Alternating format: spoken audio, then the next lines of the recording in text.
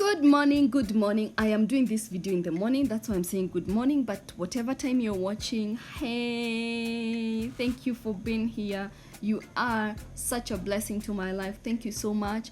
Welcome and welcome back to my YouTube channel. Did you see when I made this side bed table? My sister ordered one. Yes, it's your girl Njeri Kabiru, as usual, Njeri Kabiru.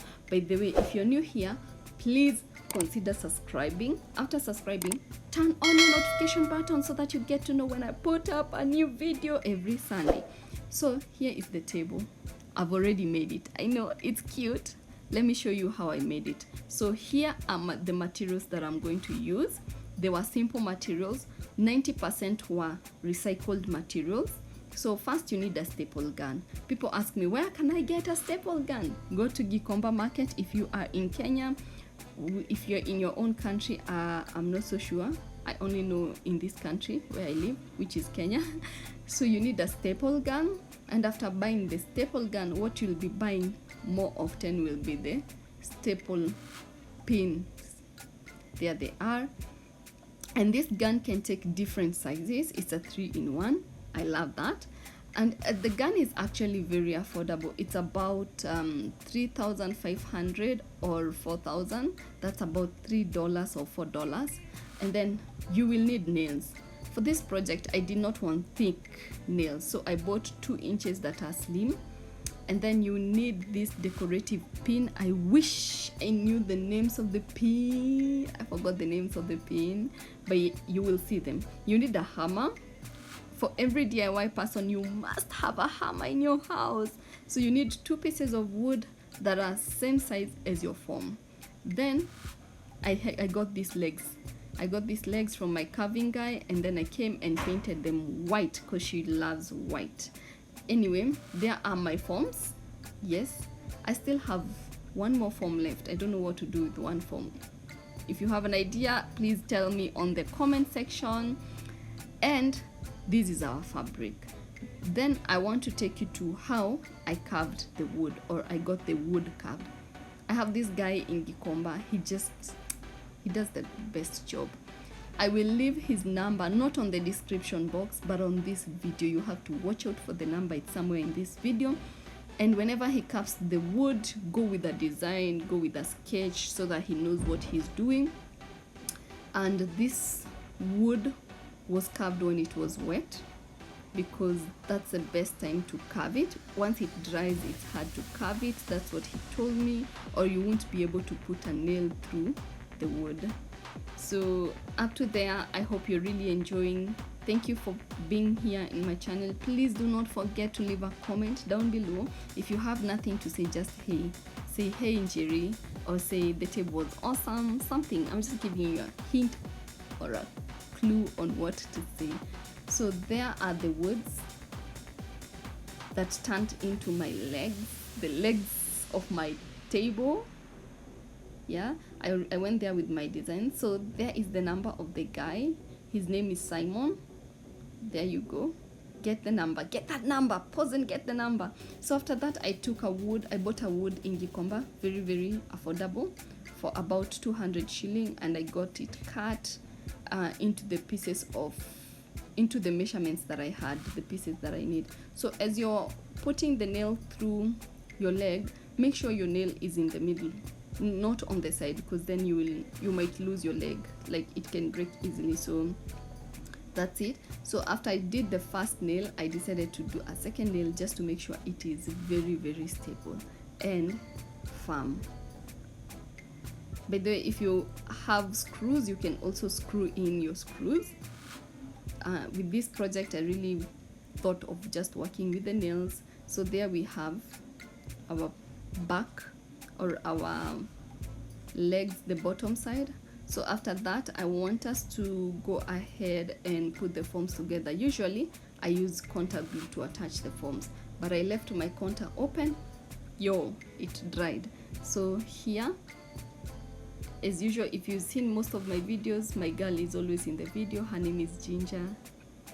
I know she's cute. She's awesome. She makes my life have a lot of joy. Yes, a lot of joy. Now, for this fabric, Personally, I don't take measurements and try and figure out what to measure. I just place and cut off what I want, and as usual, make sure you have more fabric. You rather cut it off later than have less fabric, because then you need a machine to attach the fabric or something. So for me, that's what I do. So, and in this video when I was making, I thought of something about measurement. Before that, I have to explain here. So this is what you want to do. You want to place your things upside down. That's the surface that I would want to be on top because it's so smooth. Yeah, so I place it on the bottom. Then you have the forms. Then you have your bottom side, which has the legs on top of all of that. Because we are going to just clip the fabric on the bottom, and you want to make sure that your fabric will go through all round. So that's what I was ensuring here. So let me take you through the measurements thought. I always have to give stories in most of my videos. I've been thinking about measurements. What measures are you taking in your life? So for those who know or have watched most of my videos, I've always talked about coffee and how I would want to do adverts on coffee. And then end of last year, 2020, I realized that I was addicted to coffee. So I decided to quit because I wouldn't go a day without coffee. So I decided to quit. And at the same time, where I teach, it's in a rehab where I teach this DIY. So it kind of influenced me too much on taking measures. So I quitted my coffee. Then the other day, I was just thinking, did I have to quit completely my coffee, or did I have to just take measures on how much I take coffee? By the way, that's my girl. She's in the video. She had to help me in this. She was like, let me help you. And later she was like, oh my God, you do a lot of heavy work. Yeah, so going back to my story, so many things in life, we should take measures, not completely ignore it unless it will affect you. So for me, when I quitted on coffee, I was okay. And then later I was like, did I have to completely quit on it, or did I have to take measures and decide this is how much I can take and stick with it? What works for you? Is it completely leaving something behind, or taking measures and saying I can do up to this level? So I'm not yet decided about my coffee. First, I think I am going to just go through the healing process, yes, which is making my mind settle that I can take measurable measures on coffee. And of course, I'll go back to my cup of coffee a day. It's not bad, a cup of coffee. What do you think? But anyway, do you have a question on how the table is going so far? Make sure you clip all the sides, and the sides where the fabric was left out, I took time to put it together. Yes, and I'm sorry that my video the lighting was overexposed. It's just the settings of my camera and my lighting. I will work on that. I'm very sorry. Yeah, but I still hope you got something out of this video. So most of the time I don't put a lot of pins in the beginning. I put fewer pins, and then once I'm done and I'm satisfied with the outcome, then I insist on my pins. Yes, I insist on my pins. I make sure that everything is well put together on my pins. So that's what I was doing. And once I was done with that, it was time to decorate my table. Yeah, I love that fabric. I love that blue too. So there, it's my lampshades and my candle holder. Yep. Now we're going to use the decorative pins. The decorative pins are not just decorative. What they do, they make sure that the fabric is holding on well to the wood, two pieces of woods that we put in there, and that way it also stabilizes the forms. The forms will stay in one place for many years. Yep, for many years. So I'm just going to put the pins through, and then after putting the pins, you will see the outcome of this video.